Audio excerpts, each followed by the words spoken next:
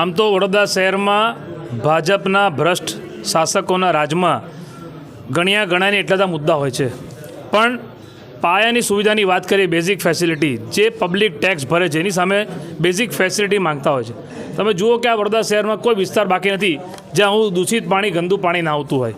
અને જે રોડ રસ્તાના નામે જે આ લોકો ભ્રષ્ટાચાર કરે છે એના જીવતો જાગતો નમૂનો વોર્ડ નંબર 12ના અમારા વોર્ડ પ્રમુખ રાકેશ ઠાકોરે આખું જે ભ્રષ્ટાચારથી આ લોકોએ જે રોડ બનાવ્યો, હલકી ગુણવત્તાનું મટીરિયલ વાપરીને જે રોડ બનાવ્યો, એ રોડ આખો ઉખડી ગયો. અને એ સમાચાર તમારા મીડિયાના માધ્યમથી જે ઉજાગર થયા તેને લઈને જે કોર્પોરેશને એને પેનલ્ટી ફટકારી. પણ અમારી રજૂઆત એ છે કે માત્ર પેનલ્ટી શું કામ ફટકારવાની ભાઈ?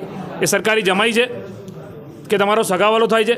એને બ્લેક લિસ્ટેડ કરો, એની સામે પોલીસ કેસ દાખલ કરો. આ ગુનો છે, પ્રજાના વેરાના રૂપિયાનો વેડફાટ થઈ રહ્યો છે. એટલે મ્યુનિસિપલ કમિશનર પોલીસ કેસ દાખલ કરે અને આને બ્લેક લિસ્ટેડ કરે. એક વડોદરામાં ઉદાહરણ ઊભું કરો કે કોઈ પણ કોન્ટ્રાક્ટર ભ્રષ્ટાચાર કરવાની હિંમત ના કરે. બીજી વાત કે આજે આખા ગુજરાત રાજ્યમાં જે SIRની પ્રક્રિયા ચાલે છે, SIR એ સરકારની પ્રક્રિયા છે. SIR સર, પણ પ્રજા માટે તો દર્દ સમાન છે. એટલે હું કહેવા માગું છું કે આ સરદર્દ છે. સરદર્દ એટલા માટે છે કારણ કે જે લોકો વર્ષોથી વડોદરામાં રહે છે, જે લોકોએ અલગ અલગ ઇલેક્શનમાં વોટ આપ્યા છે, આજે એમની પાસે પુરાવા માંગવામાં આવે છે. ચલો માંગો, વાંધો નહીં. અરે આ કામ સરકારનું છે કે ભાઈ પ્રજાને રાહત આપીને તમારા ઘરે ઘરે જઈને તમે વોટર લિસ્ટ, તમે કેવી વોટરની સ્લીપ આપવા જાઓ છો એવું ઘરે ઘરે જઈને તમે કરાવો ને.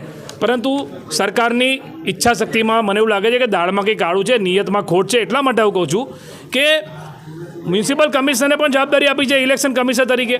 તો આ લોકો પાસે કોર્પોરેશન એટલી જગ્યા છે, વડોદરા શહેરમાં એક પણ હોર્ડિંગ, એક પણ બેનર મેં એવું નથી જોયું કે SIRની માટે લોકોમાં અવેરનેસ લાવવા માટે આ લોકો કે બેનર હોર્ડિંગ લગાવ્યા હોય કે જનજાગૃતતા કરી હોય. આમ તો પ્રધાનમંત્રીના, મુખ્યમંત્રીના હોર્ડિંગો લાગી જાય કે મતદાન આપનો અધિકાર છે, વોટ જરૂરથી આપો. અરે ભાઈ, વોટ હશે તો આપશે ને. તમે તો વોટથી વંચિત કરવા નીકળ્યા છો. ત્યારે આ ત્રણ મુદ્દા છે. જે ગરીબ લોકો છે, જે વર્ષોથી કેટલાક સ્લમ વિસ્તારમાં રહેતા હતા, એ લોકોને આ લોકોએ મકાનો, કાચા મકાનો તોડીને એ મકાન ક્યાં આપ્યા છે એનો ડેટા કોર્પોરેશન પાસે છે. તો કોર્પોરેશન પાસે બધો ડેટા છે, તો એ લોકોનો મતદાનનો અધિકાર, તમે એ લોકોને ફોર્મ પહોંચાડો. કારણ કે આજે કલ્યાણનગરની જે સ્લમ વિસ્તાર તૂટ્યો એમાં કેટલાકને માણેજામાં મકાન છે, કેટલાકના કિશનવાડીમાં છે, કેટલાકના આજવા રોડ પર છે. તો હવે એ લોકોને તો કલ્યાણનગરના BLOએ ફોર્મ પહોંચાડે જ નથી. એ જવાબદારી કોર્પોરેશન લે અને આ લોકોને મતના અધિકારથી વંચિત ના રાખે. બીજું, જે PPP model, public private partnership, એમાં જેટલી પણ સ્કીમો, એમાં સંજયનગરની હું વાત કરવા માગું છું કે એ મકાનો તોડ્યા છે, વર્ષો થઈ ગયા, કોઈને મકાન આપ્યા નથી. તો એ લોકો જે રહેતા હતા એમનું વોટર ID કાર્ડ તો ત્યાંનું છે, પણ એ લોકો ક્યાં છે? એ લોકો જ્યાં રહે છે એમને ત્યાં સુધી ફોર્મ પહોંચાડો. આવા ઘણા બધા છે.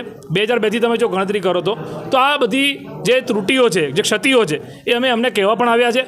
સાથે સાથે જે આ કોર્પોરેશનનો ભ્રષ્ટાચાર થઈ રહ્યો છે એની વાત પણ કરવા આવ્યા છે.